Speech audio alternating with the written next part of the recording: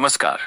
एल्गार न्यूजमध्ये आपले स्वागत. आर्ग येथील जल जीवन मिशन अंतर्गत मंजूर झालेल्या 11 कोटींच्या निधीमध्ये मोठ्या प्रमाणावर कथित अपहार झाला असून अत्यंत निकृष्ट दर्जाची कामे करण्यात आल्याची तक्रार आर्ग येथील ग्रामस्थांनी केली आहे.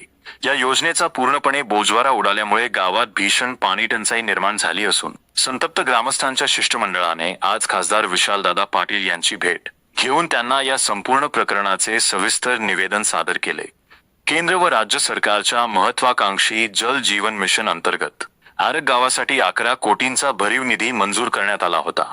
प्रत्येक घरापर्यंत शुद्ध पिण्याचे पाणी पोहोचवणे हा या योजनेचा मुख्य उद्देश होता.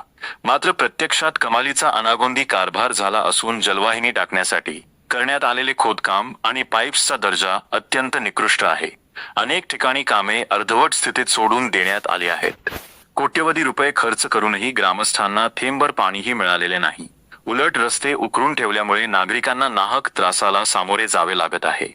निधीचा मोठा हिस्सा कागदोपत्रीच खर्च दाखवून हडप करण्यात आल्याचा संशय ग्रामस्थांनी निवेदनात व्यक्त केला असून या संपूर्ण प्रकरणाची उच्चस्तरीय चौकशी करून दोषींवर कठोर कारवाई करण्याची मागणी करण्यात आली आहे.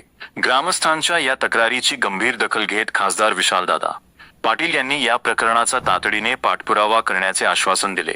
शासनाचा जनतेच्या हक्काचा पैसा अशा प्रकारे वाया जाऊ दिला जाणार नाही असे सांगत त्यांनी या सावळ्या गोंधळाची वरिष्ठ पातळीवर चौकशी करण्यासाठी प्रशासनाकडे तात्काळ पत्रव्यवहार करण्याचे आणि दोषींवर कडक कारवाई करण्याचे आश्वासन शिष्टमंडळाला दिले. या प्रसंगी आर्ग गावातील प्रमुख प्रशांत चौगुले सर, विनोद बुरुड, दीपक कवाळे, कृष्णा जाधव आदी नागरिक, सामाजिक कार्यसंख्येने ग्रामस्थ उपस्थित होते.